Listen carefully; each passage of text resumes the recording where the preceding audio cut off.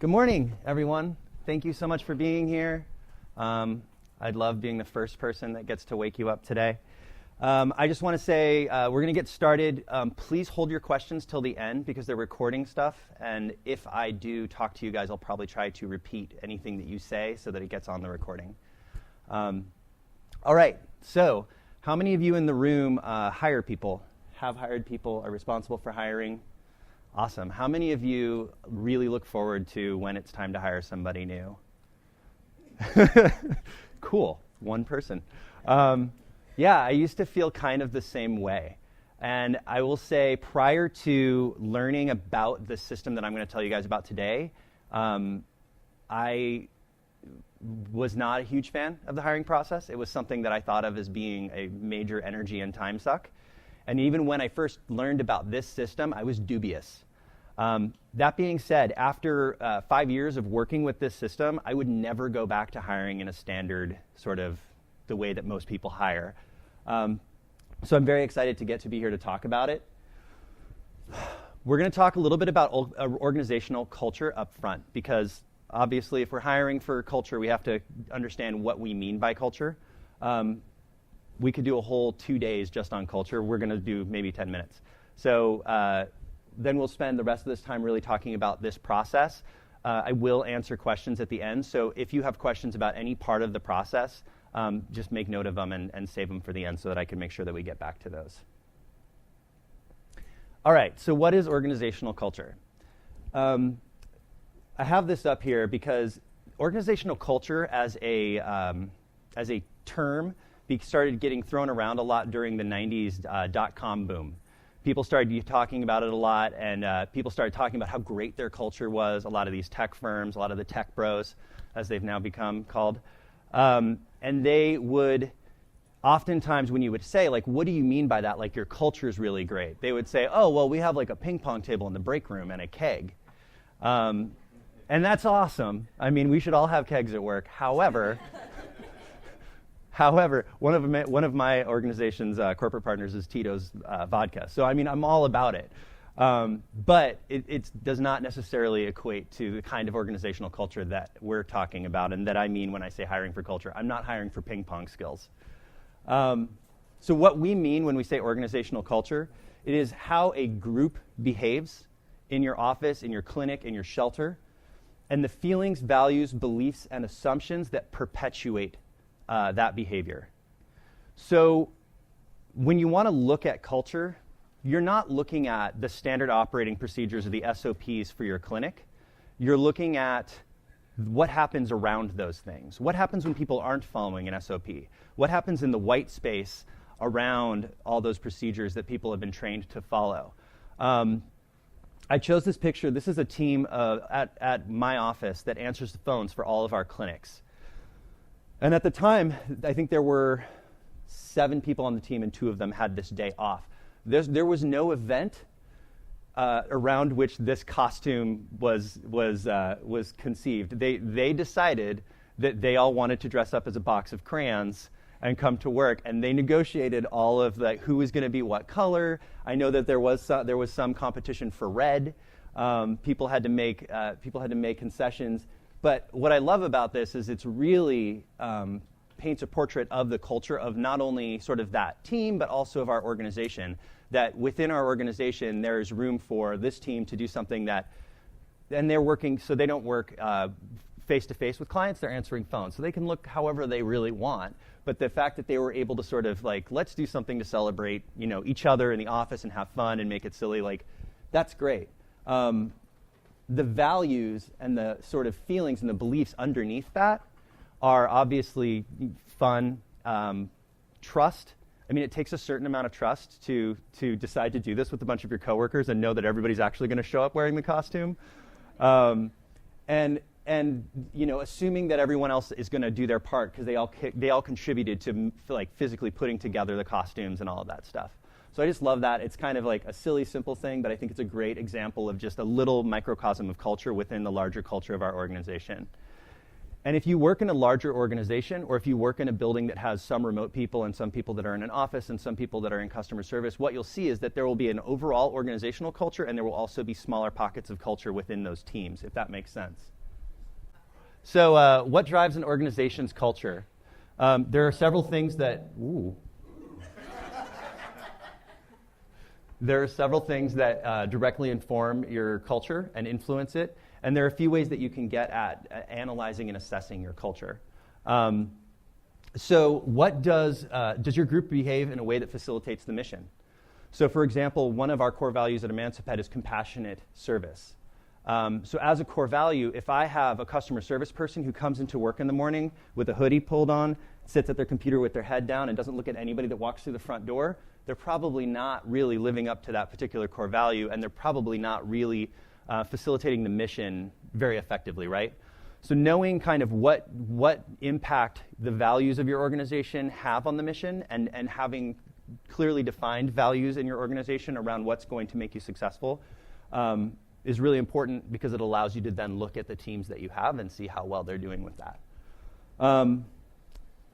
Do your staff's personal beliefs align with the organization's? So I'll tell you an interesting story. We're a spay-neuter clinic. We started as spay-neuter clinics in 1999, so we've been doing this for almost 20 years. And in about 2005, we started offering preventive vet care, so vaccines and stuff, but we were only offering them to people who had already spayed or neutered their pets. In 2012, we decided to really grow that, we call it healthy pet services. We decided to really grow those services and try to start serving more people, hire more people for those teams, dedicate more space to it. And we also decided at that point that we were no longer going to require that animals be spayed or neutered in order to take advantage of those low-cost healthy pet services.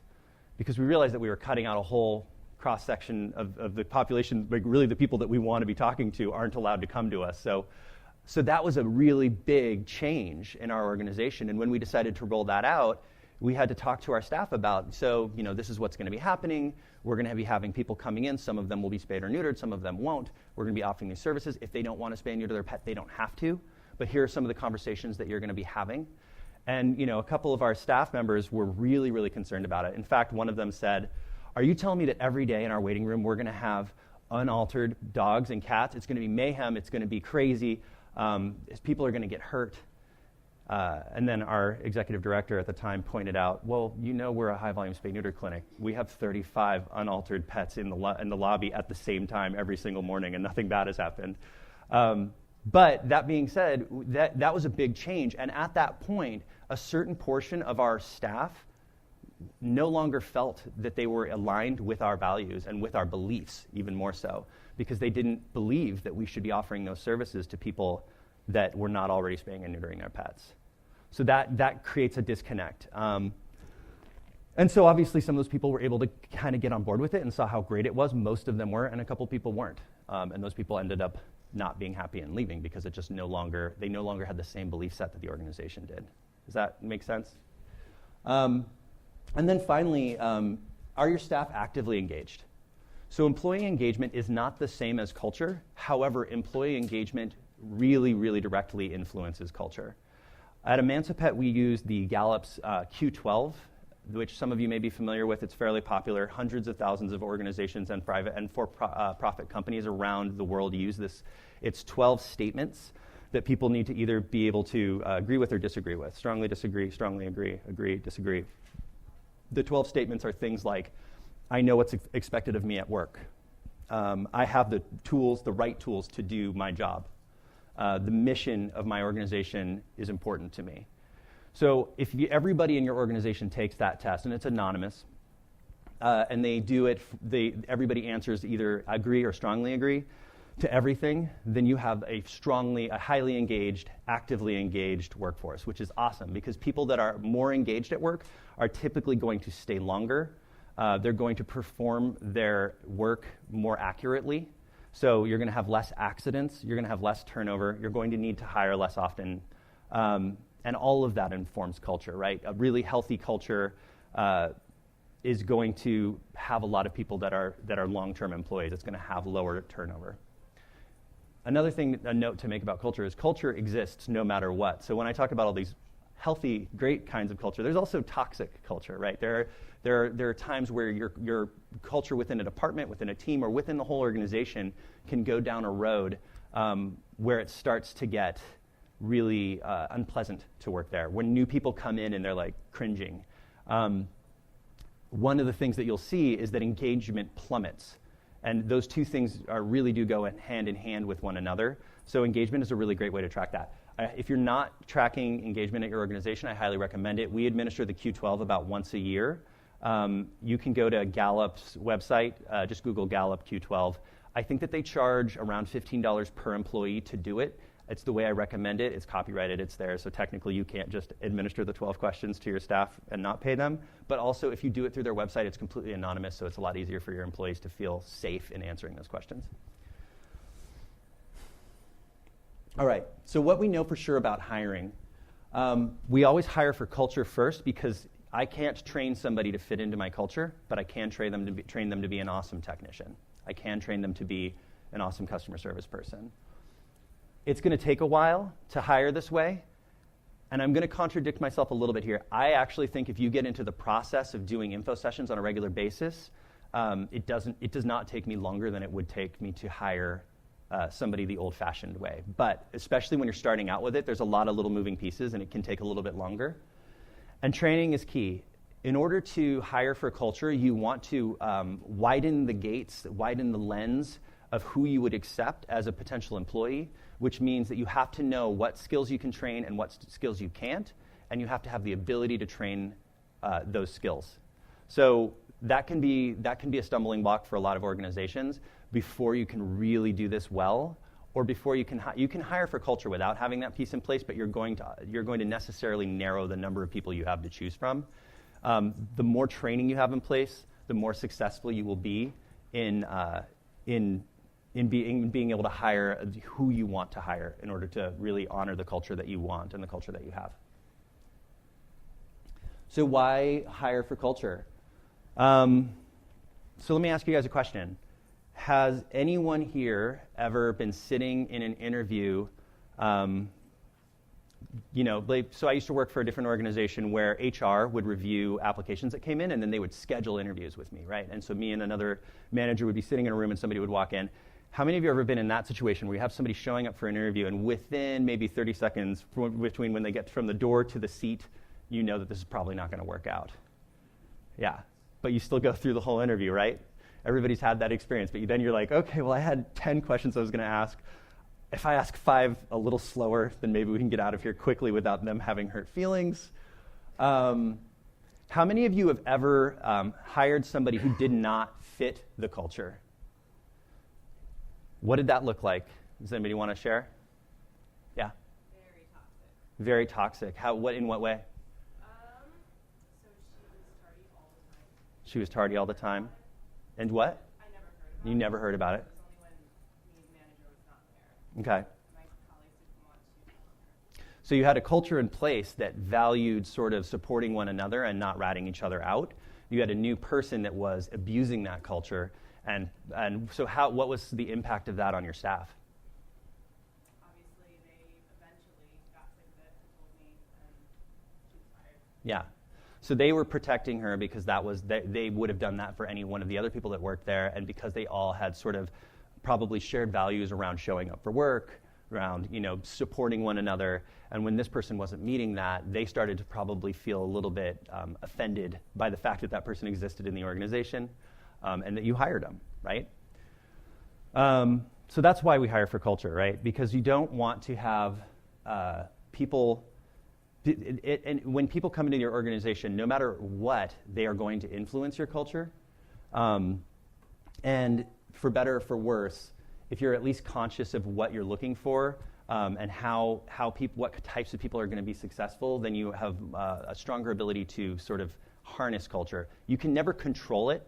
You can never straight up just say, like, this is my culture and this is exactly how it's going to go, because culture is group behavior, right? Culture is a bunch of people who you don't have control over.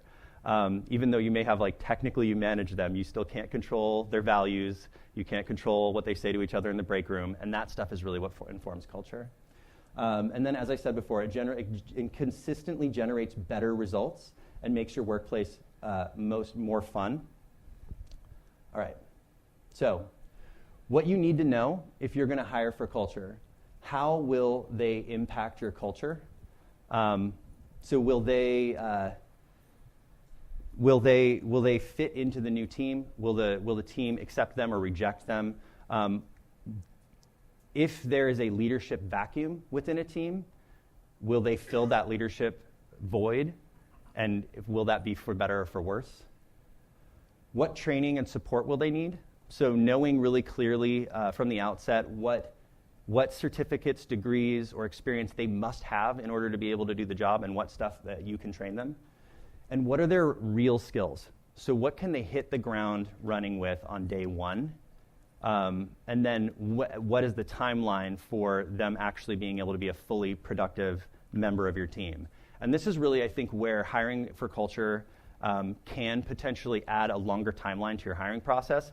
It's not necessarily the amount of time it takes to find the right person and get them in the door. It's the amount of time it might take for them to be really highly functioning on your team, which goes back to training and goes back to sort of how well you've constructed their experience during the first few weeks of working at your organization. But knowing all of that stuff is really, really important. All right. So this is the culture first hiring process. When we are hiring for any frontline staff position, so customer service, technician, we have both healthy pet techs and spay-neuter vet techs at Emancipet. We have customer service people, phones people, community outreach people. Any position that essentially is going to spend a lot of time working directly with clients and with animals, and that is also probably does not have a specific certificate or degree associated with it, we're going to hire through this entire process. For more senior positions, or for positions that are maybe like very specialized, like high volume spay-neuter surgeons, or managers or directors of certain programs, we might not do an info session because there might not be as large of a pool of candidates for that process to function, and you'll understand why as we go through. Essentially, you start with creating a hiring team. So hiring for culture means hiring for group behavior, which means your hiring team needs to also be a group, and creating job profiles and postings. The next section is first impressions. So we do an info session and or cover letter, and we observe their behavior. We interview for culture first, and then once we've gotten through all those processes, if we're still really interested in that person, then we move into observing skills and abilities, looking at how much training they need, and doing that sort of more resume-focused interview. So when I say job profile, a job profile is not the same thing as a job description. A job description is a list of tasks that a person is responsible for completing. A job profile is really focused on the sort of big picture skills and natural abilities of a person, as well as maybe any special knowledge that they need to have. This is more of an internally facing document that you would use for designing your job posting, for designing your approach to hiring for the position. And it's very much not like this person shows up in the morning and draws up drugs for surgery. This person, is in charge of breaking all of the other techs at lunch. It's more focused on things like personal qualities for success: compassionate, self-motivated, emotionally mature, team player, organizational skills and affinities, love of learning, communication ability, high empathy. We have our core values on ours, but one of the things that I'll look at when I'm writing a posting for a new position, or for when I'm hiring for somebody that works on my team, all four of these are really important, these core values. And because culture is a big thing at our organization, we're actually rated on these in our annual reviews and in our monthly meetings. We have everybody in our organization has a monthly check-in with their supervisor. It's professional, it's personal. Just talk about everything kind of under the sun and let people know how they're doing and they can let you know what they need. We always talk about these four values and how much the individuals are living up to those. And if I know that I'm hiring somebody that, say, is going to be working in a frontline staff position, let's say doing community outreach, and they're going to be going out in the community and they're going to be seeing everything from super happy, fluffy little dogs that are well-groomed indoors to dogs that are 20 pounds underweight on heavy chains out in backyards, I know that this optimism piece is super key, because I don't want somebody to end up getting bitter in that role and taking it out on the people that they're reaching out to. So just thinking about how important each one of your values are to that specific position. Does this kind of make sense? So you see how it's different than a job description and how it can be helpful in figuring out what you're looking for when you're hiring someone? All right. So next, you're going to put together your hiring team.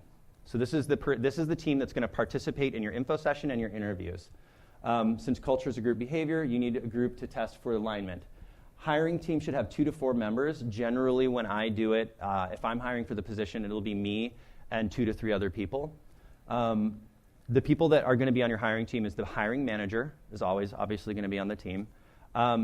I always try to have, especially if it's a position where I know I have multiple of that position, so maybe a recovery technician or a customer service person or a phones person, I always want one of the people from that position who already works for us on the hiring team. And then I always like to have somebody from another department. Hopefully it's a department that works with that team, so if I have maybe a surgery position that I'm filling, maybe I'll have somebody from the Healthy Pet Services team that works in the same location be on my hiring team. And you can always have another manager, whatever. It just depends on the position that you're hiring for. I don't like to go more than 4 people. Honestly, I usually do like 3 people, I feel like is a good number. The really, really key piece to this and to your hiring teams is this is not a right, this is a privilege. So when you pick somebody to be on your hiring team, you're telling them, you're frickin' awesome, and I want you to find more people like you.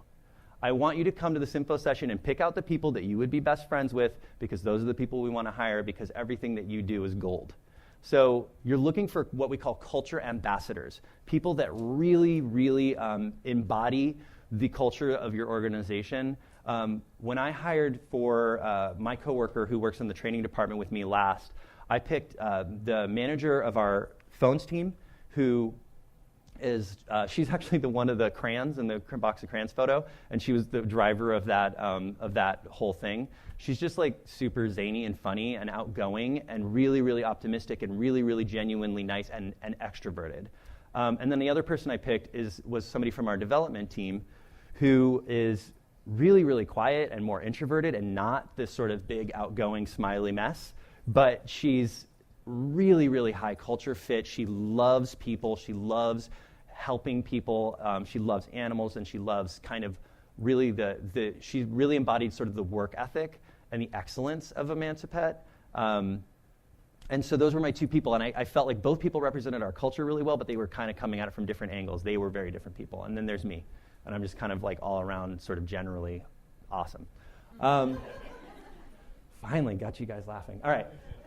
So genuinely curious about other people. Don't hire people that hate people to be on your hiring team. Generally, don't hire people that hate people. I'm just going to put that out there. But if you have people that are awesome, whose job is to sit in a dark room and it's okay that they hate people, that's fine. Don't put them on your hiring team.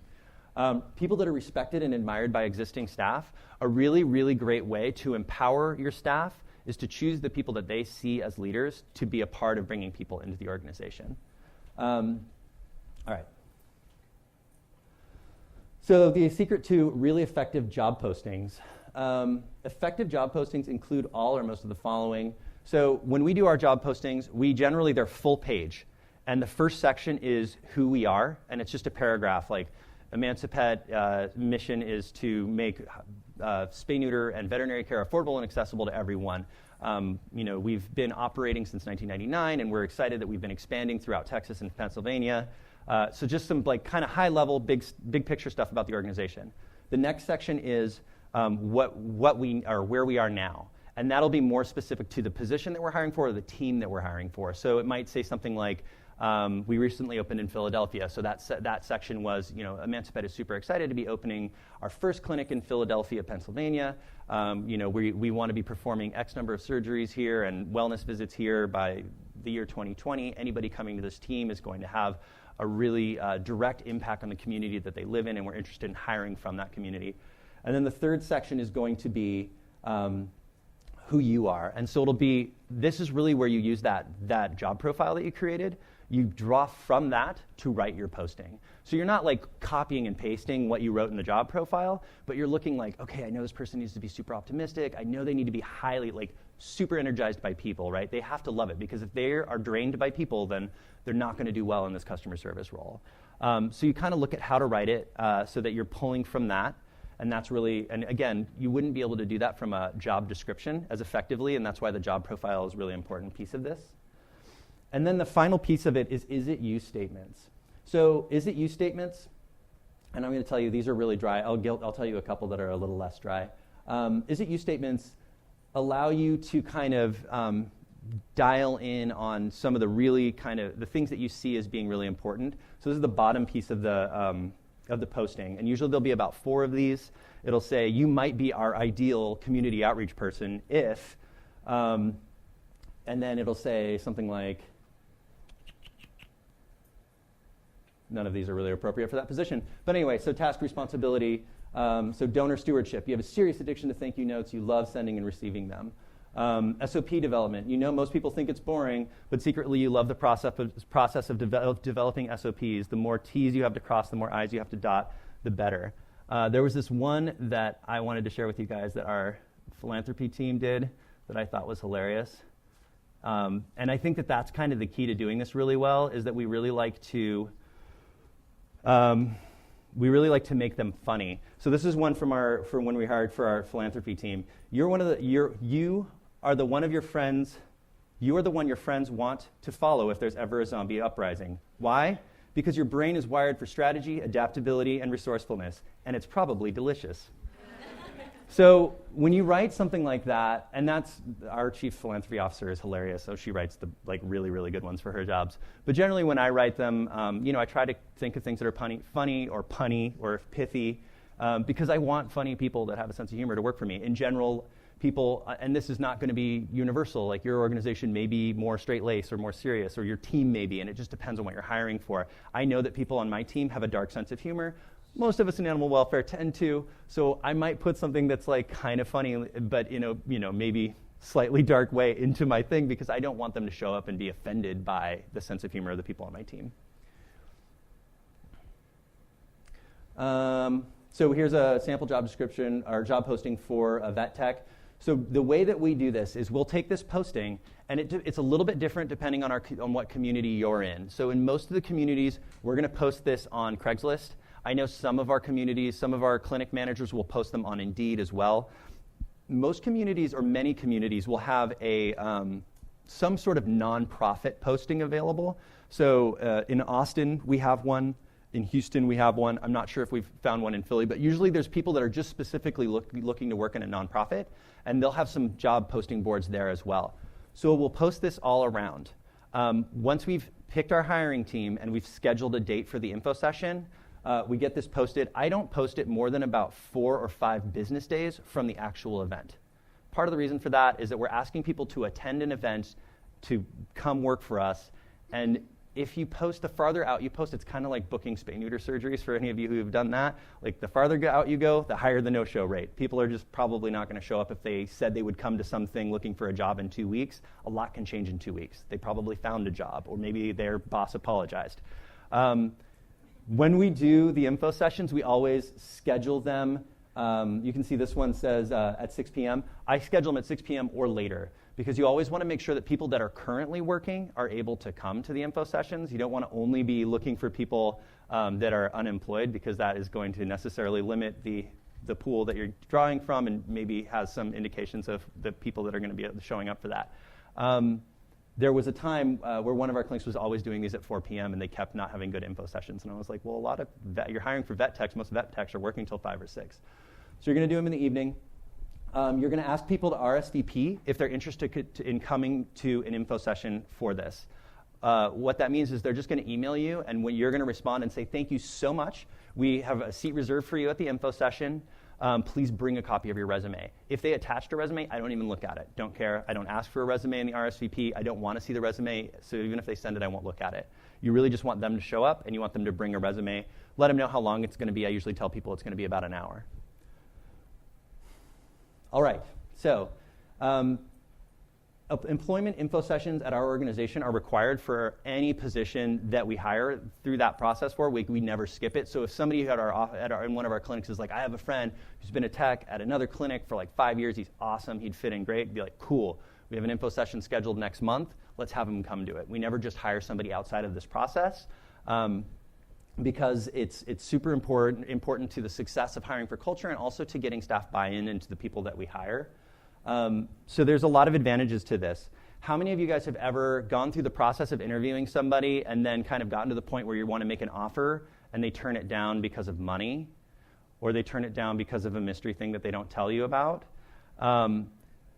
We do this info session process. Part of the reason we do it this way is that we get a bunch of people to come to the session, and they are able to see everything that they need to know about the position, including pay, benefits, culture, like coworkers, what the actual work looks like, what the facility looks like. So there's no surprises at the last minute. They've seen all that stuff up front, and they're allowed to bow out early. It also, so it allows them to sort of select out if they're not interested. You guys, I talked about how you've had an interview where somebody kind of walks in and you know it's not going to work. Or somebody walks in and you have a great feeling about them. Well, that's a lot more time. It's very time saving to do that with 20 to 30 people at once, because you kind of get to watch everybody come in and see how everybody shows up and get those initial impressions of people without having to do it one at a time and use up hours of your day. And another reason that this process is really cool is because, honestly, every time I do one, I have like one person who comes up to me at the end and is like, you know what, I'm not going to apply because it's not the right money, or I don't think I can physically do it, or whatever it is. The hours aren't great for me. But I'm so glad I came, and I would love to volunteer. Or I'm going to bring my animals to you guys from now on, or whatever it is. And so it's this really awesome opportunity to market your organization to the people in your community and kind of continue to raise awareness. We've gotten donors from this process, people that were just interested in maybe, they didn't need a job, they were maybe retirees or people that were just looking for a way into working with animals. And they came and they decided that it wasn't the right work for them, but they have money and they were really interested in us, and so they decided to donate. It allows us to learn to observe people in a way that is different than just one-on-one sitting at a table. We're both locked eyes and we're both doing our best to seem really personable and friendly, but like we're also totally judging each other in that room. It's a way for us to kind of see how a whole bunch of people behave in a group, right? And if we're hiring for culture, we want to see how people behave in a group. It allows for some relationship building between the people on your hiring team and the people that you're considering for the job. And it also allows for your staff, the culture ambassadors that you think are awesome, to feel like they are part of bringing people into the organization, that they actually get to shape the team that they work with and the coworkers that they have. So what we cover during the info session is we do a PowerPoint presentation. It's usually about 40 minutes long. We talk about the mission, vision, core values. I talk a little bit about the disparity in access to veterinary care in communities that are lower income. So we talk about all that stuff. We have the people on my hiring team, because I knew since I was hiring a customer service person, I have a customer service person there. I have them stand up and talk about it. If it's a recovery technician, I'll have them stand up and say, yeah, like I love it. It's the most rewarding job I've ever had. That being said, my knees are completely blown out and I'm not going to be able to walk by the time I'm 30. It's really long, hard days. I'm on the floor. I'm up and down all day. And like really be honest. I always tell them, like, be painfully honest. I want people to know what the job is. We talk about any HR details that are pertinent and our benefits, and we let them know what the whole hiring process is. At the very end, we always give them a tour. So during the info session process, it's a big group of people like you guys are right now, and then during the tour, each one of my hiring team takes like 5 people, and they tour them around the facility so that people have a smaller group opportunity. If you have people that are a little more introverted, they might feel more comfortable asking questions or coming out of their shell in a smaller group. We are looking for behavior indicators. So all the people that come in, they put on a name tag and they sit down. I usually like to have about 20 people at my info sessions. More than that is really hard to watch. We have all of the people on our team. I think there's a picture of it. Yeah. All the people on our team have a sheet that looks like this. And it has the names of all the people that RSVP'd along one side. And then when they came and signed in and put their name tag on, I wrote blue shirt, or I wrote green pants. I do not write bald guy, fat guy. Like, don't do that. That's not cool, and I'm pretty sure it's illegal. So be really conscious of like not being judgmental in this process. But yeah, so you have all your people sit down, and you are going to look for behavior indicators. So for people that are going to be super successful at Emancipet, what we know is that typically highly empathic people are going to be really, really successful in customer service roles. There's a lot that goes along with that from a management perspective and supporting those people. But bringing people in, what that means is we're looking for people who are leaning forward, asking questions, taking notes, nodding along, holding doors open, helping others. Sometimes people might say, hey, can we help you put chairs away at the end? Or somebody might show up early and help me set up. Showing up on time and following instructions. Generally, if I start talking about the state of sort of veterinary access in underserved communities, and I see a lot of people like it's really hitting home with them, like, and oftentimes it'll be people from the communities that we serve that come to these, and I can tell they know exactly what I'm talking about. Like they have never had a vet that they could afford in their community. I see that as being something that really fits into all of this because I'm not going to have to convince them of any of this stuff. So all of those things are empathy indicators, and all of our hiring team are sitting there and they're just putting checks in these little check boxes.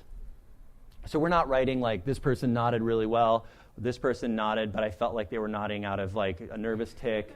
They're like, did they nod? Did they take notes? Did they do these things? If there was something else they noticed, they can put a little note on the end there. So we could take them through, everybody goes through the whole process, and we, at the end, after the tours, I say, okay, thank you guys so much for being here today. I really appreciate your time. At this point, if you would like to apply for a job, please give us your resume and fill out this application. I'm also here to answer any more questions that you have. And if for any reason this doesn't sound like the right job for you, it's absolutely okay not to apply. Don't feel bad. Don't feel weird. We just appreciate you taking the time to be here today. And I really drive that point home because I don't want people to apply if they don't want the job, because that's, annoying for both people. So at that point, they leave. The hiring group all gets together, and we go over. So at this point, I have a stack of resumes. I take it away, and I don't let anybody look at them, because, again, they have nothing to do with this culture process. And you kind of have to police this, because your staff always want to be like, oh, look, she's still working. Or there's no way she would work out. So you go through and you just look down the list. And now I separate all these into 3 categories. Number 1, people that had a bunch of these things marked, right? So they were nodding, they were smiling, they were taking notes, they were just hyper engaged the whole time. And pretty much everybody saw that, right? And everybody on your hiring team can't see everybody in the room. That's why I usually try to space them around so that at least 2 people can see everyone. So the people that get a lot of check marks are number 1s. People that get a few are number 2s, and people that get like 1 or none are number 3s. I'm not ruling people out at this point. I'm ruling people in. What I'm saying is the people that were highly engaged are the people that I'm very, very excited about seeing their resumes. So we go through that whole process. We do everyone regardless of whether or not they applied, because we don't know if they applied because we're not looking at the resumes. You really have to police your staff about not being judgmental jerks during this point, because I've done this with a bunch of different organizations, a bunch of different places, and without fail, somebody's like, but did you feel our handshake? I would never hire somebody with that handshake. I'm like, pretty sure that's completely irrelevant. All right, so I want to move quickly because we don't have too much time left, but just take a minute and make some notes about 2 or 3 of like what your values are at your organization, and think about what kind of behavior indicators you would be looking for in an info session process. And you're welcome to steal from me. But just take a minute to think about that. If there's other things that you think people would be doing in an info session at your organization that would make them stand out in a good way. There's one more thing I'll say about this. If there are people who do not, who somebody, like maybe they do all the things, but somebody got a weird vibe, I will make a note of that. If there's somebody who did all the things or didn't do all the things or whatever, but somebody got a great vibe, I will make a note of that. There is something to that whole vibe thing. It could be like micro expressions that your conscious mind is not picking up on, that made that person feel not trustworthy, or that made that person feel really awesome and engaged, and they didn't necessarily, their behavior in the info session wasn't tell a true story about them. So if there's a weird vibe, I always pay attention to that. All right. So first tier, as I said, are my yeses. Second tier, all right, sorry, resumes. So resumes, I break them up into 3 stacks as well.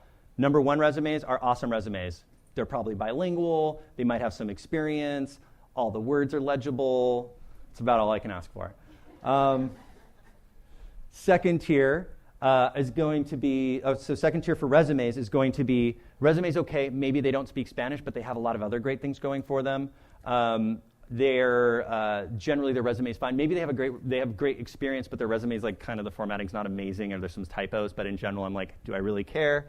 It's going to be a vet tech position. They're not going to be formatting documents. And then number 3 resumes are going to be the ones that I'm like not really seeing it. Not, either it's a terrible looking resume, or they've just got super short length of stay all over the place, or there's just nothing that stands out to me. And then you go and you pair together all of your results from the info session and all of your results from the resumes. So the people that were number 1s in the info session, they were super engaged and super awesome, and also happen to have a number 1 resume. Those are the people that we are super excited to talk to. The people that were a number 1 in the info session and were a number 2 for resume, those are the next people we're super excited to talk to. And then the people that were a number 1 for resume, but were maybe a number 2 or a number 3 for the info session, those are the people that are maybes. I'm going to talk to them. They're going to move on to an interview because they have an amazing resume. But I know that the way that they showed up at the info session didn't necessarily paint a picture of somebody that's going to be super successful in our culture. And it's not about me not liking them. It's just about me not wanting them to be miserable or other people on my staff to be miserable because we hired somebody that didn't fit. All right. So everybody gets followed up with, even if they didn't fall into, even if they fell into like 3 and 3, their resume was terrible, and they showed up and sat with their arms crossed and made a sour face the entire time. All those people will get some kind of follow-up to let them know that we appreciate them coming. The next step is where we move into interviews, and now this is where everybody goes through the rest of this process, including managers, directors, or whatever. So we always do at least 2 interviews, at least, but the higher the position, the more likely you are to go through multiple interviews.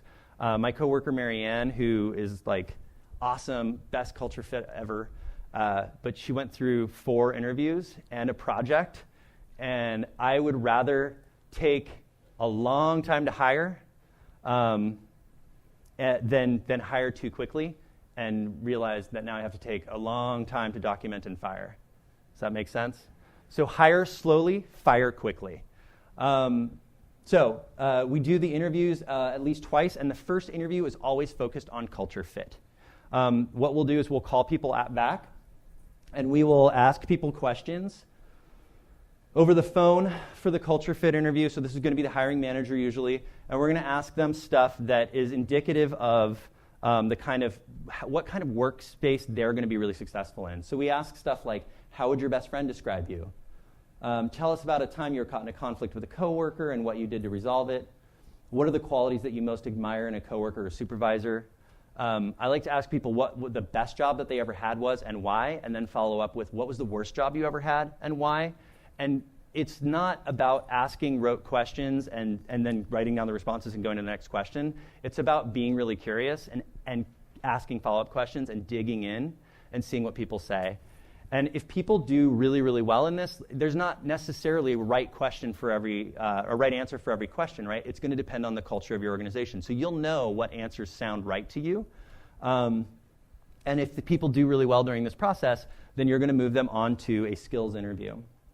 Skills interview are generally going to be in person, and if it's a frontline staff position, we'll probably also have a working interview either the same day or at a separate time. So we'll ask them to come in. It's going to be more resume focused. We'll talk about the different things that they've done. We'll talk about what they haven't done. This goes back to that training piece and what can they hit the ground doing. I want to know all that stuff. So if I'm hiring somebody as a recovery technician and they have 0 experience handling animals, I know that they're not going to be able to hit the ground doing much without training, right? But I might ask them questions about just in general, what is their experience with animals? Do they love dogs, but dogs always run away from them? Do they have any scars that they want to let me know about from cats? Just generally kind of get a feel for where people are on the spectrum of experience with animals and comfort with animals, if they're going to be handling them. And then we'll have them go and sit in the clinic. Now, another really great fringe benefit of this hiring process is that when you have them do their working interview, they're going to have friends already at the clinic because there were people or in the shelter or in the office, there are going to be people that were in the info session in the hiring that did a tour with them or that talked to them at the beginning or at the end. So there's already, it kind of gets rid of some of the new kid jitters, which is really, really nice for them. And again, it's really great for your staff because they feel like they can introduce that person around. We ask people questions like, what is the most important thing this position will have to achieve in the first, or the most important thing this position will have to achieve in the first 30 days is X. What would be your approach to tackling that? What training or support do you need from us to excel in this job, etc. I can't say enough that the interview process is very long. And when I was newer at this, I had a few times where I was like, we did the info session process and people really liked this person. I had a weird feeling about them. And then we did the in-person interviews and that feeling it did not go away. Like their answers were fine. Everything was fine.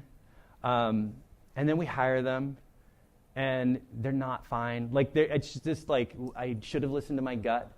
So one of our managers, and this is the last thing I'm going to say, one of our managers read this article about dating in the modern Tinder world, and it was kind of like talking about how disposable dating has become and how hard it is to know if you really connect with somebody. And the theme of the article was, think about the person that you're dating, and if you ask yourself, like, am I happy with this person? You should be able to say, F yes. I'm being recorded, so normally I would actually swear. You should be able to say F yes. And so this manager was telling me about this, and she was like, and that's what I'm doing for my hiring now. And I'm like, that is brilliant. I love that so much. And so now that is like this unofficial little hidden part of this process is at the end of the day, when it comes time for me to hire somebody, if I can't say F yes, I want to see that person tomorrow morning at my office, then I don't move forward with the hire. I might move forward with more interviews if there's something I feel like I need to address, or I might decide that I need to go back to the well. And so we just want to kind of get a feel for how they vibe with the team. And it's more about that, even that skills working interview, to some extent, depending on the position, is probably going to be more of it's going to be a lot of culture aspect to it, just seeing how they vibe with the team and what kind of stuff they talk about. Anyway, thank you guys so much for listening to me ramble on. Usually I like to go back and forth more, but since we were recording, I wasn't. But I appreciate you guys staying awake this early in the morning. Thanks a lot.